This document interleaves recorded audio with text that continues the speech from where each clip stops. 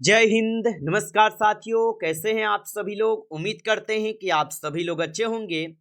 और साथियों, आप सभी लोग की तैयारी जो है बिल्कुल अच्छी तरीके से चल रही होगी। तो साथियों, आज की इस क्लास में हम सभी लोग जो है RRB NTPC under graduate exam 2026 के लिए टॉप ऐसे इंपोर्टेड और चुनिंदे क्वेश्चन को देखेंगे जो कि आपके 8 और 9 मई के एग्जाम के लिए काफी ही इंपोर्टेंट है। और साथियों, आपके आरआरबी एनटीपीसी अंडर ग्रेजुएट का जो एग्जाम 7 मई को हुआ है और उसमें साथियों जिस पैटर्न से क्वेश्चन पूछे गए हैं और जैसा क्वेश्चन आपको पूछे गए हैं, बिल्कुल आज की इस क्लास में आपको उसी पैटर्न से क्वेश्चन कराएंगे जो कि सीधे सीधे आपके 8 और 9 मई के एग्जाम में आपको 100% ये सभी क्वेश्चन देखने को मिलेंगे। तो यदि आपका भी एग्जाम 8 या 9 मई को है तो आप इस क्लास को बिल्कुल अच्छे से देख के जाइएगा। आपके शिफ्ट में साथियों यहां से क्वेश्चन 100% आपको देखने को मिलेंगे। तो चलिए क्लास को स्टार्ट करते हैं। उनसे पहले यदि आप इस चैनल पे पहली बार जुड़े हैं तो आप इस चैनल को सब्सक्राइब करके ऑल नोटिफिकेशन को भी ऑल पे दबा के जुड़ जाइए, जिससे कि जब भी कोई नई क्लास हो सबसे पहले क्लास का नोटिफिकेशन आपके पास पहुंच सके। तो आप इस चैनल को सब्सक्राइब कर लीजिए, साथ ही साथ आप जो है इस क्लास को भी लाइक जरूर कर लीजिएगा। तो चलिए क्लास को स्टार्ट करते हैं और देखेंगे क्वेश्चन क्या पूछा है। क्वेश्चन पूछा है कि नटवरी नृत्य का संबंध किस नृत्य शैली से है। चलिए बताएंगे। ये सभी क्वेश्चन काफी इंपोर्टेंट और चुनिंदे क्वेश्चन हैं जो कि आपके एग्जाम में 100% ये सभी क्वेश्चन आपको पूछे जाएंगे। और नटवरी नृत्य का संबंध किस नृत्य शैली से होगा, तो ये हो जाएंगे कथक से। ऑप्शन ए करेंगे इस क्वेश्चन का सही जवाब, कथक से हो जाएंगे। चलिए अगला प्रश्न देखेंगे। प्रश्न यहाँ पे है कि भारतीय संविधान के निम्न में से किस अनुच्छेद में राज्यपाल द्वारा शपथ या प्रतिज्ञान का उल्लेख है।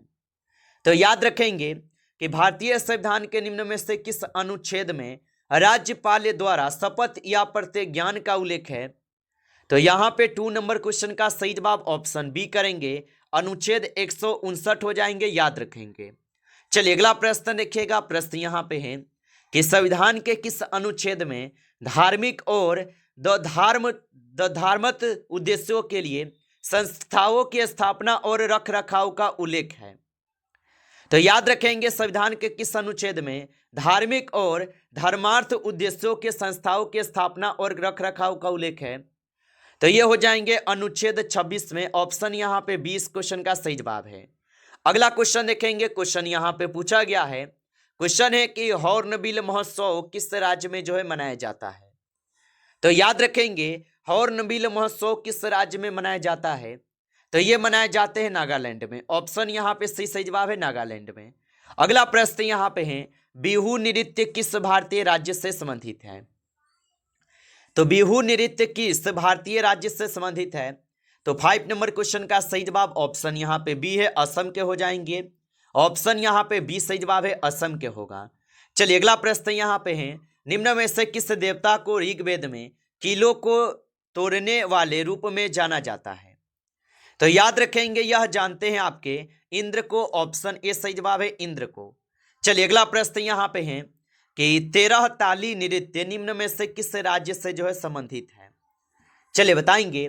तो 13 ताली नृत्य निम्न में से किस राज्य से संबंधित है, तो ये संबंधित हो जाएंगे आपके राजस्थान से। ऑप्शन यहाँ पे 20 क्वेश्चन का सही जवाब है, राजस्थान से होगा। अगला प्रश्न देखेंगे। प्रश्न है, जास्कर और नुब्रा किसकी सहायक नदियां है। तो जास्कर और नुब्रा किसकी सहायक नदियां है।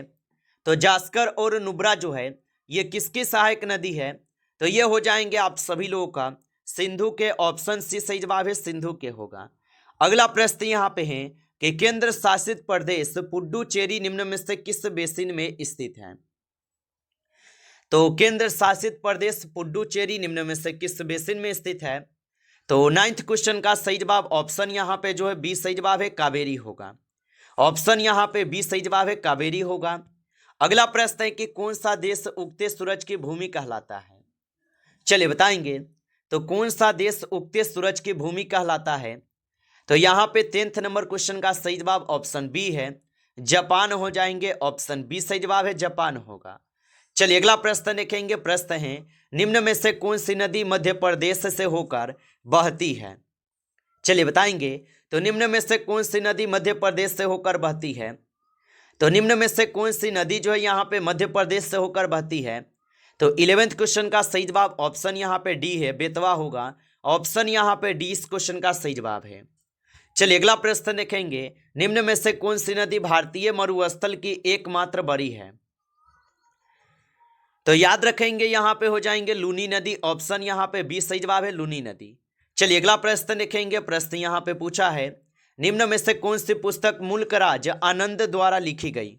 चलिए बताइए कि निम्न में से कौन सी पुस्तक मुल्कराज आनंद द्वारा लिखी गई? तो यहाँ पे इस क्वेश्चन का आप सही जवाब ऑप्शन यहाँ पे बी करेंगे। ऑप्शन आपका बी सही जवाब है। अगला प्रश्न यहाँ पे है कि जवाहरलाल नेहरू की आत्मकथा एन ऑटोबायोग्राफी को डैश के नाम से भी जो है जाना जाता है। तो याद रखेंगे, इन्हें जानते हैं आपके किस नाम से? तो यहाँ पे 14 क्वेश्चन का सही जवाब ऑप्शन सी यहाँ पे हो जाएंगे। अगला प्रश्न यहाँ पे है कि पिंजौर हेरिटेज महोत्सव किस राज्य द्वारा आयोजित किया जाता है? चलिए बताएंगे। और आप अभी तक इस क्लास को लाइक नहीं किए हैं तो इस क्लास को एक बार लाइक कर लीजिए। नए जुड़े हैं आप इस चैनल पे तो चैनल को सब्सक्राइब करके ऑल नोटिफिकेशन को भी ऑल पे दबा के जुड़ जाइए, जिससे कि जब भी कोई नई क्लास हो सबसे पहले क्लास का नोटिफिकेशन आपके पास पहुंच सके। तो आप इस चैनल को सब्सक्राइब कर लेंगे। और पिंजौर हेरिटेज महोत्सव किस राज्य द्वारा जो है आयोजित किया जाता है? तो 15 क्वेश्चन का सही जवाब हरियाणा होगा। ऑप्शन डी सही जवाब है, हरियाणा होगा। अगला प्रश्न यहाँ पे है, कलिंग महोत्सव किस राज्य में जो है मनाया जाता है? तो कलिंग महोत्सव किस राज्य में मनाया जाता है? तो कलिंग महोत्सव जो है ये आपके ओडिशा राज्य में मनाए जाते हैं। ऑप्शन सी सही जवाब है। अगला प्रश्न यहाँ पे है, निम्न में से किसने सार्वजनिक सत्य धर्म पुस्तक लिखी? तो याद रखेंगे, निम्न में से किसने सार्वजनिक सत्य धर्म पुस्तक लिखी? तो यहाँ पे 70 क्वेश्चन का सही जवाब ज्योतिबा फुले होगा। ऑप्शन ए सही जवाब है। अगला क्वेश्चन यहाँ पे है कि धनसिरी और सुवनसिरी डैश की सहायक नदियां हैं। तो धनसिरी और सुवनसिरी डैश की सहायक नदियां है। तो 18 क्वेश्चन का आप सही जवाब ऑप्शन यहाँ पे जो है बी करेंगे, ब्रह्मपुत्र हो जाएगा। ऑप्शन बी सही जवाब है। अगला प्रश्न यहाँ पे आपसे पूछा गया है, निम्न में से कौन सा गोदावरी की सहायक नदी नहीं है? चलिए बताएंगे कि निम्न में से कौन सी गोदावरी की सहायक नदी नहीं है। तो 19 क्वेश्चन का सही जवाब ऑप्शन यहाँ पे जो है सी हो जाएगा, कामेंग। ऑप्शन यहाँ पे सी सही जवाब है। अगला क्वेश्चन यहाँ पे पूछा है कि निम्न में से कौन सी पुस्तक डॉक्टर भीमराव अंबेडकर के द्वारा जो है लिखी गई थी? तो निम्न में से कौन सी पुस्तक डॉक्टर भीमराव अंबेडकर द्वारा लिखी गई थी? तो 20 क्वेश्चन का सही जवाब ऑप्शन बी है। ऑप्शन यहाँ पे जो है 20 क्वेश्चन का बिल्कुल सही जवाब दिए गए हैं। अगला प्रश्न देखेंगे, दुनिया में सबसे तेज दौड़ने वाला जानवर जो है ना कौन सा है? तो दुनिया में सबसे तेज दौड़ने वाला जानवर कौन सा है? तो 21 क्वेश्चन का सही जवाब ऑप्शन यहाँ पे जो है बी करेंगे, चीता हो जाएगा। ऑप्शन बी सही जवाब है, चीता होगा। अगला प्रश्न यहाँ पे आपसे पूछा है कि चेराव किस राज्य का प्रसिद्ध लोक नृत्य है? तो याद रखेंगे, चेराव किस राज्य का प्रसिद्ध लोक नृत्य है? तो 22 क्वेश्चन का सही जवाब मिजोरम होगा। ऑप्शन यहाँ पे बी सही जवाब है, मिजोरम होगा। अगला प्रश्न यहाँ पे है, कर्मा आदिवासी नृत्य शैली निम्न में से किस राज्य से संबंधित है?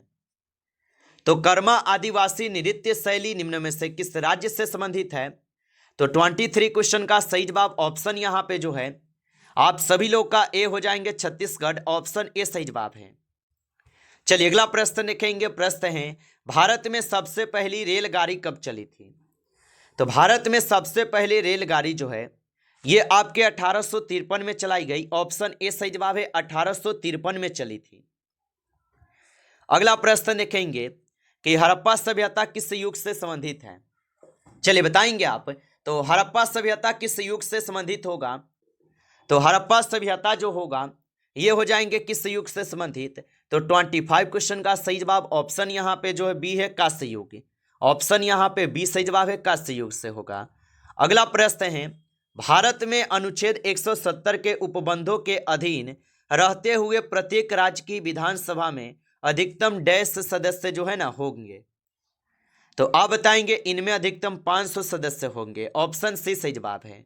अगला प्रश्न देखेंगे, हरित क्रांति का जनक किसे कहा जाता है? तो याद रखेंगे हरित क्रांति का जनक किसे कहा जाता है? तो हरित क्रांति का जनक कहते हैं किसे? नॉर्मन बोरलॉन्ग को। ऑप्शन यहां पे सी सही जवाब है, याद रखेंगे। अगला प्रश्न है कि भारतीय संविधान में मूल रूप से कितने जो है ना अनुच्छेद हैं? तो याद रखेंगे भारतीय संविधान में मूल रूप से कितने अनुच्छेद हैं? तो 28 क्वेश्चन का सही जवाब ऑप्शन ए है, 395 अनुच्छेद है। ऑप्शन ए सही जवाब है, 395 अनुच्छेद। अगला प्रश्न देखेंगे कि पोंगल किस राज्य का उत्सव है? तो याद रखेंगे पोंगल किस राज्य का उत्सव होगा? तो 29 क्वेश्चन का सही जवाब ऑप्शन बी है, तमिलनाडु के होगा। ऑप्शन बी सही जवाब है, तमिलनाडु के होगा। अगला प्रश्न है, अंतर्राष्ट्रीय लूसोफोन महोत्सव किस भारतीय राज्य में आयोजित किया जाता है? तो अंतर्राष्ट्रीय लूसोफोन महोत्सव किस भारतीय राज्य में आयोजित किया जाता है? तो 31 नंबर क्वेश्चन का सही जवाब ऑप्शन डी है, महाराष्ट्र में। ऑप्शन यहां पे डी सही जवाब है, महाराष्ट्र में होगा। अगला प्रश्न यहां पे है, भारत के किस राज्य में फ्लेमिंगो महोत्सव आयोजित जो है किया जाता है? तो भारत के किस राज्य में फ्लेमिंगो महोत्सव आयोजित किया जाता है? तो 32 क्वेश्चन का सही जवाब आंध्र प्रदेश है। ऑप्शन यहां पे डी इस क्वेश्चन का सही जवाब है, आंध्र प्रदेश हो जाएगा। अगला प्रश्न यहां पे है और प्रश्न है कि अली ए लिगांग वसंत ऋतु का त्योहार फागुन महीने के पहले बुधवार को भारत के डैश राज्य में जो है मनाया जाता है? तो याद रखेंगे ये किस राज्य में मनाए जाते हैं? तो ये मनाए जाते हैं आपके असम में। ऑप्शन यहां पे 20 क्वेश्चन का सही जवाब है, असम में मनाए जाते हैं। अगला प्रश्न यहां पे है कि ओडिशा का धनु यात्रा उत्सव जो विश्व का सबसे बड़ा ओपन एयर थिएटर भी है, डैश पर आधारित है? तो याद रखेंगे कि ओडिशा का धनु यात्रा उत्सव जो विश्व का सबसे बड़ा ओपन एयर थिएटर भी है, ये किस पर आधारित है? तो ये आपके कृष्ण लीला पे आधारित है। ऑप्शन ए सही जवाब है। नमस्कार साथियों, इस क्लास में आपके टॉप 35 क्वेश्चन थे जो काफ़ी इंपॉर्टेंट और चुनिंदे क्वेश्चन थे। साथियों, यदि आपको क्लास अच्छा लगा हो तो आप इस क्लास को लाइक कर लीजिए। नए जुड़े हैं आप इस चैनल पे तो चैनल को सब्सक्राइब करके ऑल नोटिफिकेशन को भी ऑल पे दबा के जुड़ जाइए, जिससे कि जब भी कोई नई क्लास हो सबसे पहले क्लास का नोटिफिकेशन आपके पास जो है पहुंच सके। तो आप इस चैनल को सब्सक्राइब कर लीजिए। और साथियों, आपका एग्जाम जो है कब है और कौन से शिफ्ट में है, आप इतना कमेंट कीजिएगा, जिससे कि आपको एग्जाम से पहले हम आपको ऐसे क्वेश्चन कराएंगे जो कि आपके एग्जाम में 100% आपको वही क्वेश्चन छपेगा। तो यदि अगर आप बता देते हैं साथियों कमेंट करके, तो आपके लिए बहुत ही फायदेमंद रहेंगे। हम आपको ये क्लास जरूर देंगे। आप जरूर कमेंट करके बताइएगा कि आपका एग्जाम कौन से शिफ्ट और कौन से डेट पे है। चलिए फिर मिलते हैं आपसे एक नेक्स्ट टॉपिक के साथ नेक्स्ट क्लास में। तब तक के लिए जय हिंद, जय भारत।